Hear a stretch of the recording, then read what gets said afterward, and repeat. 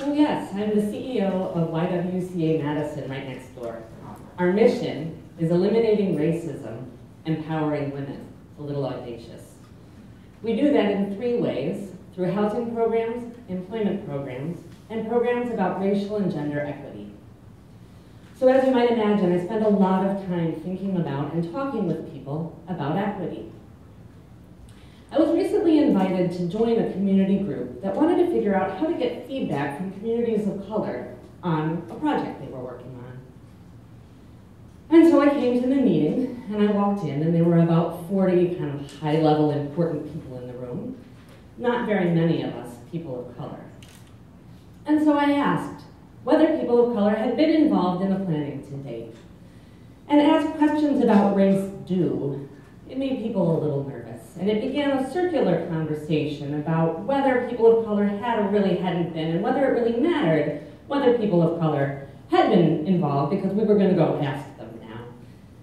And I suggested that sometimes it's harder to get feedback from people when you go and you say, hey, we'd really like your opinion about this thing that we put together without you. And the conversation kept being circular because people don't like to talk directly about race. And because of the circularity, it was taking a lot of time, which led to another problem because we had a finite amount of time and we had an agenda and we had objectives, and we were not meeting the timeline of the agenda. And then we ended up in a conversation about whether the agenda was more important or this conversation about race was more important. And the temperature, the emotional temperature in the room started to rise. And finally, one man said, but we invited them. You should have seen the list. The door is open. Now, if any of you in this room are getting uncomfortable just hearing about this meeting, rest assured, we got through the agenda, we covered all the points, we moved forward in a good manner, and we ended on time. But I want to bring back to this idea about the door is open. Because if we want real racial diversity in our community, on our committees, in our groups, in our workplaces, white people need to do more than just open the door. And the first thing we need to do is decide how important it is. Because we do a lot of talking about celebrating diversity. But sometimes what we really want is just to be sure we've been fair and that we haven't excluded anyone. And being fair isn't enough.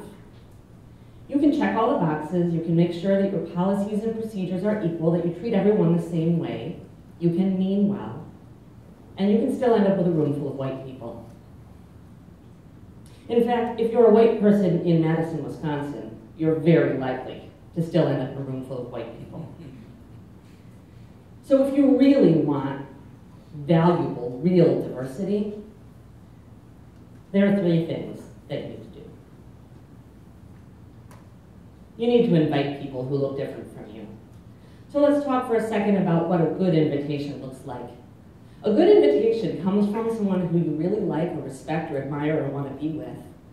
To go to a place where you're reasonably sure you'll at least feel comfortable and belong, and there's something there that you want.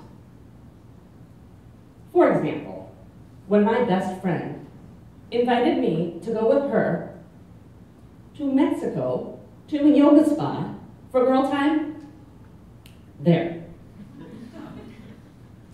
Then there's the other kind of invitation that's a little more general.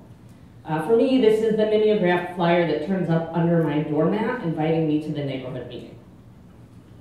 Not a personal invitation. Don't actually know whether I'm going to feel comfortable.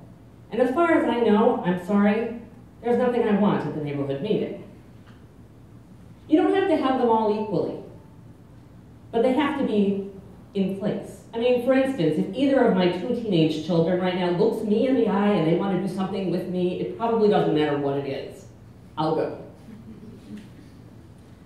So let me talk about one of the quintessential Madison questions.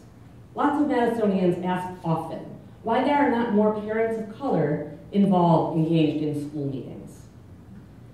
So if I'm a white person on the PTO, let's start with, do I actually know any of the parents of color? Do I have relationships with them outside of the meeting? Do I know their children? Do we talk after school? Is there anyone in the group who can make a personal invitation? And is there any reason that parents of color feel that they're going to be welcomed and comfortable at this meeting? Are they going to be the only one, which has a whole other host of complications? And finally, if I'm a parent of color, do I have any reason to think that what's happening in that meeting is going to address my concerns for my child and my family? And if not, why would I go? Even at YWCA, our mission, eliminating racism, there's a little pressure there. We are a mostly white organization. And so we really have to think about how we invite people. And we've done all the policy things about making sure that our job descriptions don't have qualifications that don't really need to be there and all of those things. But we actually have to go make relationships with other organizations like the Urban League and the Latino Chamber of Commerce and the Network of Black Professionals. And we need to know people. We go to community events in communities of color when we don't have any agenda, just to be there. I make relationships with colleagues of color, so that when we do need something, we want to hire someone, we want someone on a committee, we want a person of color on our board, we're not in a token position. We actually know people of color who are the actually right, qualified, best candidates for whatever we're looking for, or else we know someone who knows someone.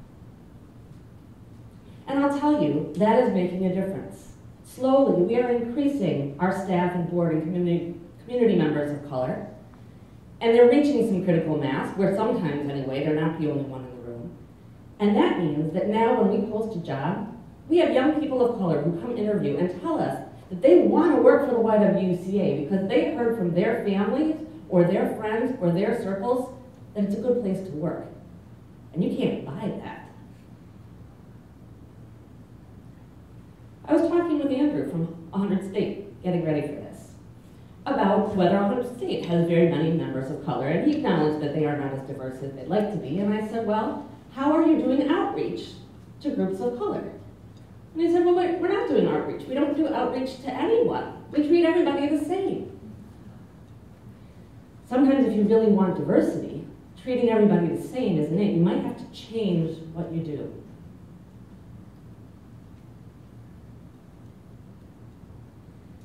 Second, welcome and include people. So let's say you've done it. Oh my God, you have a whole bunch of different kinds of people in the room. Congratulations. But don't celebrate yet, because depending on the experience that people have in the room, you may not be diverse for very long. Staying in the room is hard. For people of color, almost without exception, it means that they come with a whole bunch of experiences where they were asked to be in the room but didn't feel welcome in the room and eventually had to leave the room. And so, why should they trust this time? People can tell when they've been asked to be in the room, but difference isn't really coming along with it. Difference of color can come with all kinds of other differences about ways people communicate and the ways people handle conflict and concepts of time and how people participate. And so people can tell whether all of that difference is welcomed and encouraged, or whether they're supposed to be in the room and just be exactly like everybody else, only brown. People can also tell whether their points of view and their perspectives are welcome in the room. So if you're a white person, notice. Notice who speaks, notice who gets listened to, notice what happens after the meeting when everybody goes out for a drink, and is it really everybody? Most importantly, notice what happens when something different happens, when someone speaks really passionately, if that has not been the norm for the group. What do the white people do when the people of color don't come? When they're late, when they miss a meeting, when they don't speak up because they're still not sure this is a place that welcomes their voice? Do the white people say, we tried, we had the list, we don't know why these people don't want to participate? Or do the white people reach out and say, I noticed you weren't here last time, your perspective is so important, I really valued what you had to say? One of my favorite examples is what happened a few years ago in Madison with Madison Prep. For those who don't know, Madison Preparatory Academy was a proposed school for African American boys trying to address this horrendous racial achievement gap. Well, talk about parent engagement. Parents of color turned up in hundreds, in droves. They came to school board meetings, they came to community meetings, they wrote letters, they were engaged. But Madison Prep ran up against some very sacred values of the predominant white Madison community, and so we said no. And regardless of your opinion about Madison Prep, which is really not my point today, think about what happens now when we say, we want the parents of color to come, we want your opinions, we think you know what's best for your kids. It's a hard bridge to step over. And at the YWCA, despite our gains and despite our well-meaning issues, this is still hard. It is hard for staff of color to stay at the YWCA because sometimes they still are the only one. Kaisha is a really talented case manager in our housing department, and she's the only person of color. Which means sometimes she's the only person coming from her point of view. Sometimes she's misunderstood to be representing all people of color when she speaks. All the residents of color in the building prefer to talk to Kaisha, which is way too big a caseload for anyone to imagine. And she's isolated. And I don't know how long she's going to stay. The other problem we have at the YWCA is that my executive team, the people who make the most money and who make all the decisions, are all white people. Now, believe me, I'm not happy about this. I'm trying to figure out what to do about it without summarily firing very talented white people. It's a problem. Our staff of color can't feel represented in leadership. They can't easily see a pathway forward in the organization, and that will also affect how long people stay.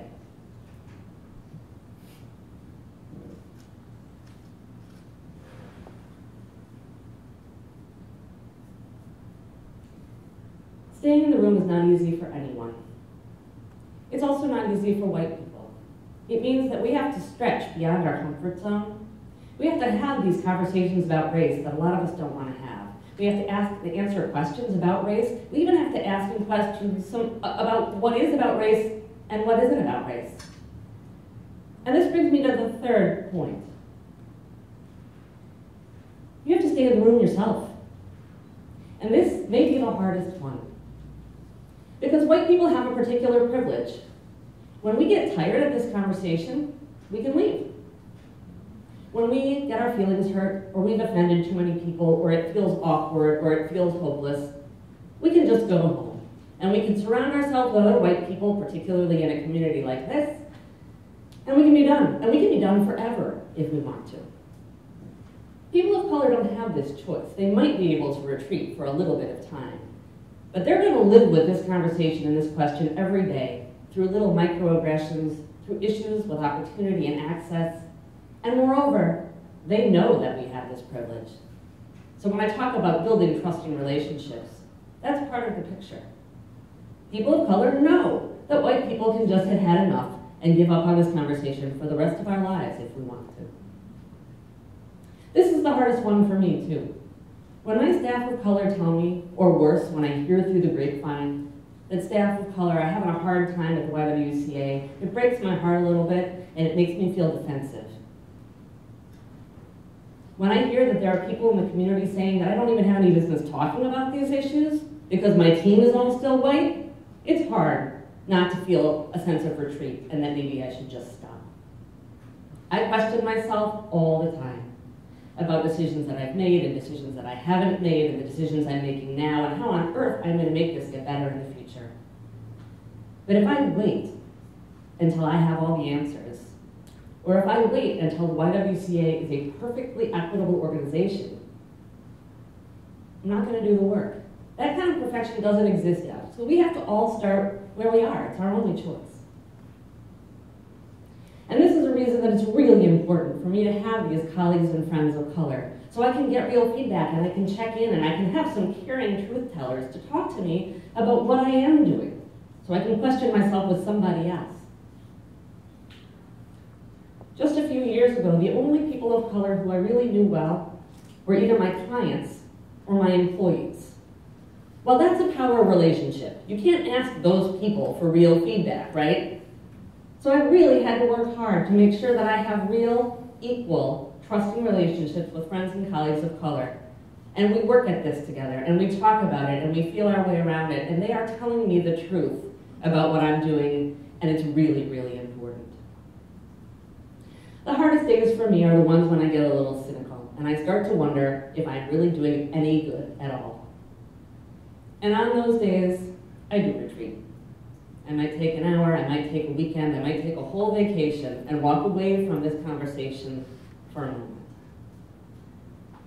But then I come back to stand in the room with my full heart and my full self, because it is that important to me that the YWCA become a place where all kinds of people are welcomed and valued and heard. And that the Madison community and my family and my neighborhood and the places I belong are places where all kinds of people are welcomed and valued and heard. And so I need to ask you, how important is it to you? Is it important that we build a community that is truly and meaningfully diverse for all kinds of people? And if it is that important to you, will you stand here in the room with me? Or do you just want to check off all the boxes so that you can tell yourself that you're not a racist? It's not the same thing.